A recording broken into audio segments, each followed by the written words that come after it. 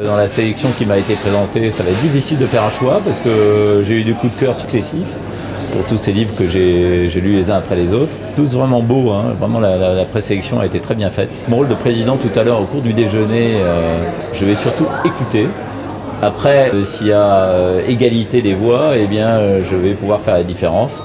Mais je vous dis tout de suite que j'espère ne pas être relégué à ce rôle et être condamné à être déterminant dans le choix, parce que, encore une fois, j'aurais bien du mal j'aurais toujours l'impression de faire une petite injustice si j'en privilégie un sur un autre. Vous êtes un homme d'image, est-ce que c'est pas curieux d'être présent dans le jury du livre ? Alors, contrairement à ce qu'on pourrait penser, et ce que l'on croit souvent, les hommes de radio et de télévision écrivent beaucoup.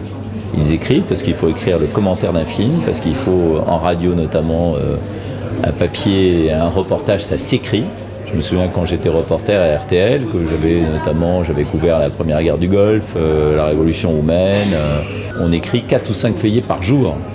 Et on écrit parfois beaucoup plus que les hommes de la presse écrite. Par exemple, dans le Figaro, vous écrivez 2 feuillets par jour. Nous, on en écrivait 5 ou 6.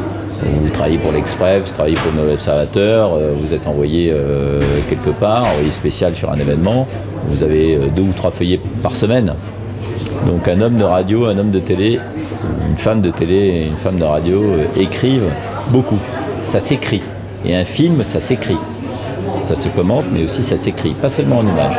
Et je crois que c'est assez indispensable aujourd'hui de commencer par traiter l'actualité dans un média, quel qu'il soit, pour ensuite aboutir à une écriture plus magazine, c'est-à-dire se décrocher un peu de l'actualité et aller plus au fond des choses pour faire soit du documentaire, soit du magazine, reportage, où l'on approfondit, où l'on accompagne des histoires, où il faut avoir encore plus le sens du récit. C'est un métier qui reste captivant, même si encore une fois il a un peu évolué, parce que l'information est devenue malheureusement, je dis malheureusement entre guillemets, parce qu'il ne faut jamais regretter le temps passé, est devenu vraiment un produit. Parfois, l'information people chasse l'autre, l'information essentielle. Mais il y a toujours la place pour des gens qui aiment ce métier et qui ont envie, à travers l'information et le traitement de l'actualité, de relier les hommes entre eux. Parce que c'est le fait de partager une actualité qui fait qu'on a le sentiment d'appartenir à un même pays ou à un même monde. C'est un métier qui crée du lien. C'est un métier de passeur parce qu'il faut passer une émotion, parce qu'il faut transmettre. Et il faut aider à faire partager, il faut faire partager une émotion, mais aussi une réalité, il faut expliquer le monde. Et je pense que c'est de plus en plus indispensable dans un monde qui change, qui bouge. Eh bien, mon coup de cœur, c'est Avant la dernière ligne droite de Patrice Franceschi, et puis À la barbe des ayatollahs.